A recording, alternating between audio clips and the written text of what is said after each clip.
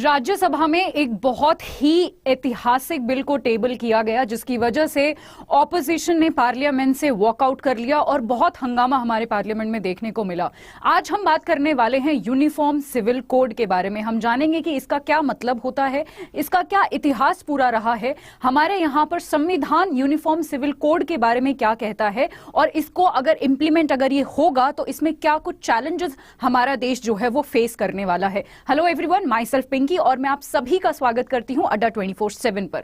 तो जैसा कि आप यहां पर देख सकते हैं, प्राइवेट मेंबर बिल जो है अभी वो राज्यसभा में टेबल किया गया है। प्राइवेट मेंबर बिल वो बिल होता है जहां पर मिनिस्टर्स के अलावा जो बाकी मेंबर्स होते हैं, जब वो बिल को देते हैं तब उसको हम प्राइवेट मेंबर्स बिल बोलते हैं। अभी इसमें बहुत सारा काम होना बाकी है। अभी ये आपको पता है, कोई भी बिल हमारे यहाँ पर जो होता है वो एक्ट तब बनता है जब वो दोनों हाउसेस से पास हो जाता है और प्रेसिडेंट साहब भी हमारे उसको सिग्नेचर कर देते हैं या फिर अपना एसेंट दे देते हैं, तभी वो बिल जो है वो एक्ट बनता है। आगे इसमें जो भी होता है वो हम देखेंगे। उससे पहले आज का पूरा ये जो मुद्दा है, क्यों इतना हंगामा इस पे हो रहा है, क्यों लोग इसको अपोज कर रहे हैं, ये समझ लेते हैं। ये पूरा मुद्दा समझने से पहले आपको लॉज के बारे में कुछ समझना पड़ेगा। आपको समझना पड़ेगा कि यहां पर जो मैं लॉ की बात कर रही हूं उसमें दो तरीके के लॉज आते हैं। एक को हम बोलते हैं सिविल लॉ, दूसरा होता है क्रिमिनल लॉ। देखिए, सिविल लॉ वो होते हैं या फिर सिविल लॉ में वो वाले मैटर्स आते हैं, जैसे फॉर एग्जांपल आपका जो पर्सनल मैटर्स होते हैं, जैसे फॉर एग्जांपल मैरिजेस का कोई इशू है, आपके शादी में कोई इशू आ रहा है, डिवोर्स के जो भी केसेस होते हैं, आपके इनहेरिटेंसेस जिसको हम विरासत बोलते हैं उसके कोई केसेस है, राइट, आपका कोई अडॉप्शन वाले केसेस हैं, तो वो सारे केसेस जो है वो सिविल लॉ के अंडर क्या किए जाते हैं, सिविल लॉ के अंडर काउंट किए जाते हैं या फिर दर्ज किए जाते हैं। अगर मैं क्रिमिनल लॉज की बात करूं तो क्रिमिनल लॉज में सारे वो चीजें आती है, फॉर एग्जांपल मर्डर हो गया, रेप हो गया, तो ये सारी चीजें, ये सारे जो क्राइम्स होते हैं ये चार्ज किए जाते हैं क्रिमिनल लॉ के under, right. Easy to understand. चलिए, अब आपको सभी को पता होगा हमारे देश में जो है क्रिमिनल लॉज तो सेम है।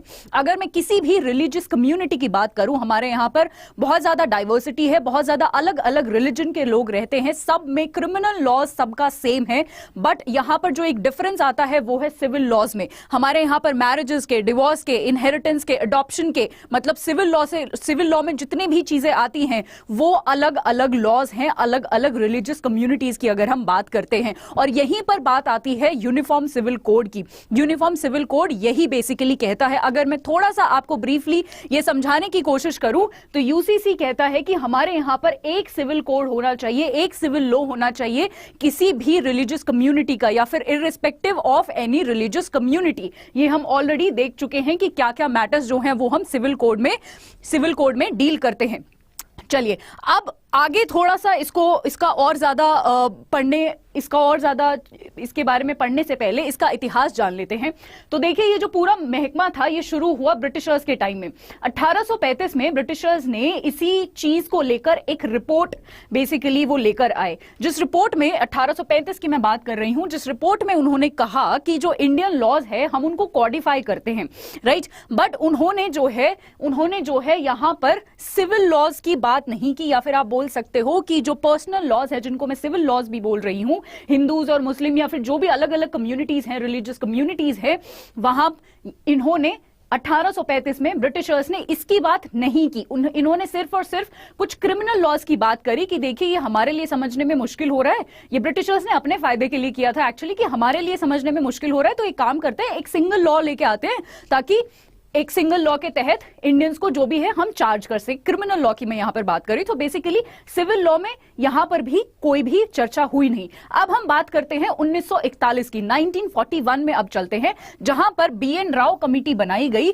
और उन्होंने भी अपनी रिपोर्ट जो है, ये 1941 की मैं बात कर रही हूं, इन्होंने अपनी रिपोर्ट इंडिपेंडेंस के बाद यानी 1947 के बाद अपनी रिपोर्ट दी और इन्होंने भी हिंदू, या फिर आप बोल सकते हो इन्होंने भी कॉडिफाई किया हिंदू लॉज को, जहां पर इन कम्युनिटीज के जितने भी बेसिकली लॉज हैं उनको कॉडिफाई करने की बात करी गई। यहां पर भी आप देख सकते हो कि बहुत सारी ऐसी कम्युनिटीज हैं जिनको छोड़ दिया गया, या फिर आप बोल सकते हो जिनके बारे में बात नहीं करी गई। तो बेसिकली प्रयास जो है वो काफी टाइम से हो रहे हैं, बट हम एक यूनिफॉर्म सिविल कोड लेके नहीं आ सके हैं अब तक।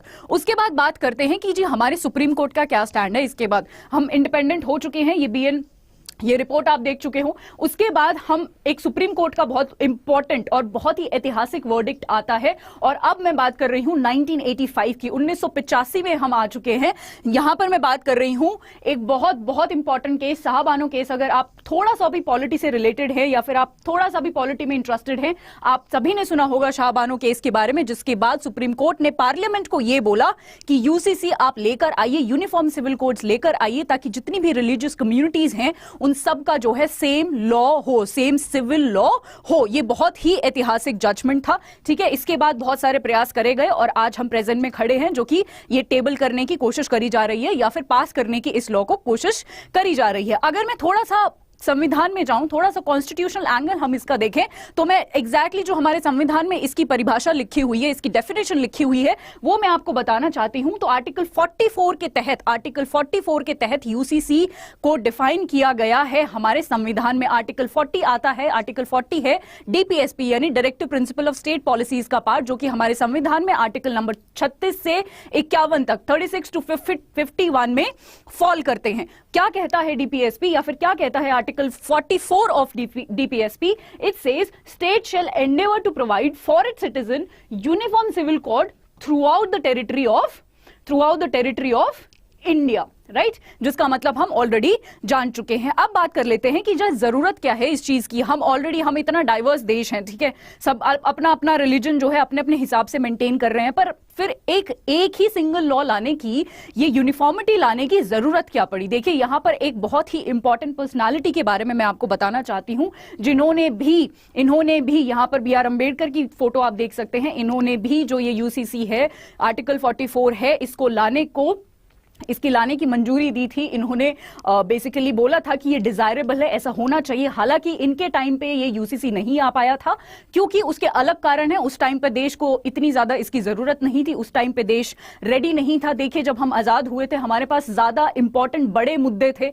हमारी इकोनॉमी से रिलेटेड बड़े मुद्दे थे, हमें अपनी इकोनॉमी को उभारना था। तो बहुत सारे ऐसे पेंडिंग मुद्दे थे जो हम उस टाइम पे नहीं कर पाए, पर हमने उस टाइम पे डिसाइड कर लिया था कि ये हमारे देश के लिए जरूरी है और आगे आने वाले समय में हमें ये करने हैं। उसी में से एक मुद्दा है यूसीसी यानी यूनिफॉर्म सिविल कोड। यहां पर इस लेक्चर के माध्यम से मैं आप सभी से एक रिक्वेस्ट करना चाहती हूं कि जितने भी स्टूडेंट हैं, हमारे लिए, देखिए, हम सभी स्टूडेंट हैं और हमारे लिए एक एनलाइटन माइंड, एक अवेकनिंग बहुत ज्यादा जरूरी होती है। मैं आप सभी से रिक्वेस्ट करूंगी, बी आर अम्बेडकर जी की जीवनी, बायोग्राफी आप जरूर पढ़ें। It is the best book ever, it has changed my life. मैं अपना खुद का पर्सनल एक्सपीरियंस आपको बता रही हूं और आप जरूर इनकी जीवनी पढ़ें। I am sure it will be the best book of your life. So या वापस आते हैं आप अपने टॉपिक पर। हाँ जी, तो इसकी जरूरत क्या पड़ी? इसकी जरूरत के लिए कुछ कारण यहां पर दिए गए हैं। जैसे फॉर एग्जाम्पल, आपको पता है, सबसे पहला मैं यहां पर एक पॉइंट बताना चाहती हूं, वुमेन। तो देखिए, जितने भी धर्म के आधार पर हमारे यहाँ पर, हमारे देश में कानून हैं या फिर बने हैं या फिर बनेंगे, उनमें जो है विमेन को कहीं ना कहीं डिस्क्रिमिनेट किया गया है। तो अगर इस तरीके का कोई कानून आ जाता है जहां पर यूनिफॉर्मिटी होगी, तो हम उम्मीद डेफिनेटली कर सकते हैं कि जो महिलाओं के अगेंस्ट जो डिस्क्रिमिनेशन होता है वो कहीं ना कहीं रुकेगा या वो कहीं ना कहीं इंप्रूव होगा। वो क्वालिटी, वो समानता हम वुमेन को अपने देश की दे पाएंगे, राइट? एक ये रीजन है। दूसरा ये रीजन है कि जितने भी आप बोल सकते हो वल्नरेबल ग्रुप्स हैं, विमेन एक आ गया, उसके अलावा बहुत सारी माइनॉरिटीज हैं, बहुत सारे अलग अलग ग्रुप्स हैं, उनको भी, उनके अगेंस्ट भी जितनी भी असमानताएं होती हैं, डिस्क्रिमिनेशंस होते हैं, भेदभाव होते हैं, उनको हम कहीं ना कहीं इंप्रूव कर सकते हैं अगर हमने एक यूनिफॉर्मिटी अपने यहां पर हम लेकर आए, राइट? चलिए अब बात कर लेते हैं। ये एक इंटरेस्टिंग फैक्ट है जो आप सभी को पता होना चाहिए। हमारे यहाँ पर इकलौता ऐसा स्टेट है गोवा जहां पर ये यूनिफॉर्म सिविल कोड जो है वो ऑलरेडी लागू है। इकलौता स्टेट है, ये आप याद रखें। आपको पता है गोवा जो है वो हमने पोर्टुगल से लिया था, तो पोर्टुगीज के टाइम पर ही उन्होंने ही ये जो यूनिफॉर्म सिविल कोड है वो लागू किया हुआ था। मैं 1867 की बात कर रही हूं, जब पोर्टुगीज से ये जो है हमने लिया था, उन्हीं के टाइम पे लागू हुआ था और गोवा ने इसको एक्सटेंड किया। गोवा अब तक इसको मानता है, तो यूसीसी गोवा में ऑलरेडी लागू है। यहां पर जितने भी रिलीजियस कम्युनिटी के लोग हैं सब पर एक ही सिविल लॉ अप्लाई होता है। अब बात कर लेते हैं कि बहुत सारे चैलेंजेस आने वाले हैं। ऐसा नहीं है कि ये बहुत स्मूथ होने वाला है। स्मूथ होता तो ऑपोजिशन पार्लियामेंट में लोग वॉकआउट ना करते, इतना भारी ऑपोजिशन ना होता इसके अगेंस्ट। तो देखिए क्या ऑपोजिशन क्या क्या हो सकते हैं या फिर क्या क्या चैलेंजेस आ सकते हैं इसको पूरा करने में। सबसे पहला, आप सभी को पता है हम इतनी बड़ी कंट्री है, हमारे यहां पर इतने ज्यादा रिलीजन के लोग रहते हैं, तो किसी ना किसी का किसी तरीके का कोई सेंटिमेंट हर्ट हो तो ये सारी चीजें भी आ सकती हैं। और आपको पता है जो एक रिलीजियस आप बोल सकते हो टेम्परेचर हमारे देश का हमेशा बहुत अच्छा नहीं रहता है, तो इसको लागू करने में बहुत सारी दिक्कतें हमें आ सकती हैं। उसके साथ साथ पॉलिटिकल विल के बारे में भी अभी हम श्योर नहीं है कि जितने भी पॉलिटिकल लीडर्स हैं वो कितना ज्यादा इस चीज को लेकर बहुत ज्यादा स्ट्रांगली फील करते हैं कि ये हमें लानी है। पॉलिटिकल विल देखिए किसी भी प्रोजेक्ट को, किसी भी इनिशिएटिव को लागू करने में, इंप्लीमेंट करने में, एग्जीक्यूट करने में बहुत बहुत जरूरी होता है। अब एक और बात कर लेते हैं मिस इन्फॉर्मेशन। देखिए बहुत सारे लोगों को यूसीसी के बारे में मिस इन्फॉर्मेशन है। जैसे फॉर एग्जांपल मैं बताती हूं, यूसीसी के बारे में बहुत सारे लोग ऐसा सोचते हैं कि ये कोड आने की वजह से या यूनिफॉर्मिटी आने की वजह से माइनॉरिटी जो कम्युनिटीज हैं उनको दबा दिया जाएगा मेजॉरिटी के द्वारा। तो ऐसी कुछ मिस इन्फॉर्मेशन है जिसकी अवेयरनेस, जिसकी एजुकेशनल अवेयरनेस लोगों में जानी बेहद जरूरी है। चलिए एक और चीज जान लेते हैं। आपको पता है कि इससे पहले भी ऐसे लॉ आए हैं। जैसे फॉर एग्जांपल मैंने आपको बताया कि विमेन के अगेंस्ट जो है वो भेदभाव है, डिस्क्रिमिनेशन होता है, स्पेशली ऐसी जगहों पर जहां पर धर्म के आधार पर जो लॉज बनाए गए हैं। इससे पहले भी इस चीज को सही करने के लिए एक हमारे पास एक्ट आया था जिसको हम बोलते हैं हिंदू इनहेरिटेंस एक्ट, जिसके तहत क्या हुआ था कि अब जो विमेन है, जो फीमेल है, वो भी अपने जो भी उनके फादर होते हैं उनकी प्रॉपर्टी में उनका भी हिस्सा होगा। हालांकि अभी तक भी ये हमारे देश में एक टबू है, इस चीज को अभी भी नहीं माना गया है,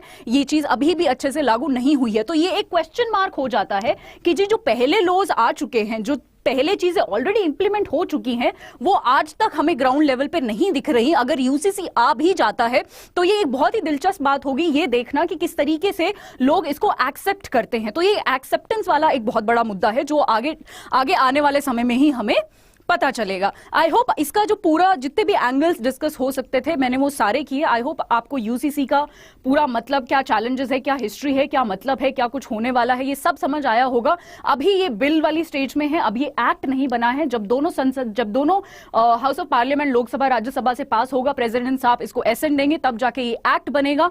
जब ये एक्ट बनेगा, अगर इसमें कोई चेंजेस आते हैं या किस तरीके से क्या एग्जैक्टली प्रोविजंस इसके होने वाले हैं, ये सब मैं आपको अपडेट करती रहूंगी अपने आगे के जब भी ये अपडेट होता रहेगा मैं भी आपको अपडेट करती रहूंगी। आज के लिए इतना ही। जाते जाते मैं आपको एक बात बताना चाहती हूं, आप सभी को पता होगा रोज सुबह 7 बजे मैं आपके साथ लाइव जुड़ती हूं द बिगर पिक्चर में, अड्डा 24/7 रेगुलेटरी बॉडीज चैनल पर। तो यहां पर मैं आपको करंट अफेयर्स कवर करवाती हूं, जितने भी कंपेरेटिव एग्जाम्स हैं सबके करंट अफेयर्स यहां पर कवर करवाती हूं मैं आपको।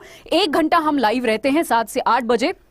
सारे प्रीवियस क्वेश्चंस हो गए आपके, जितने भी आपके करंट अफेयर्स हैं जो एक्सपेक्टेड हैं आने वाले एग्जाम्स में, कोई भी एग्जाम के लिए आप तैयारी कर रहे हो, और फैक्ट्स के साथ साथ जितने भी कॉन्सेप्ट्स उनसे रिलेटेड हैं, जितनी भी स्टोरीज उनसे रिलेटेड हैं, जितने भी रीजंस किसी भी टॉपिक के पीछे रिलेटेड हैं, सारे एंगल्स में, हर तरीके का एंगल इस लेक्चर में डिस्कस करने की कोशिश करती हूं। राइट, तो मैं आप सभी से, जितने भी नए स्टूडेंट्स मुझे देख रहे हैं, मैं आप सभी से रिक्वेस्ट करूंगी कि आप मेरे साथ सुबह 7 बजे लाइव जुड़े द बिगर पिक्चर में। एंड आई एम श्योर आपके करंट अफेयर्स की प्रिपरेशन यहां से बेहतर कहीं भी नहीं हो सकती। यहां आपको पीडीएफ्स भी प्रोवाइड होती हैं यूट्यूब पर ही। Right, so I can expect, I am hoping कि आप सभी मुझे कल सुबह 7 बजे मिलेंगे। आज के लिए इतना ही, कल हम फिर से मिलते हैं कुछ और बर्निंग इश्यूज के साथ। Till then stay tuned. Thank you so much.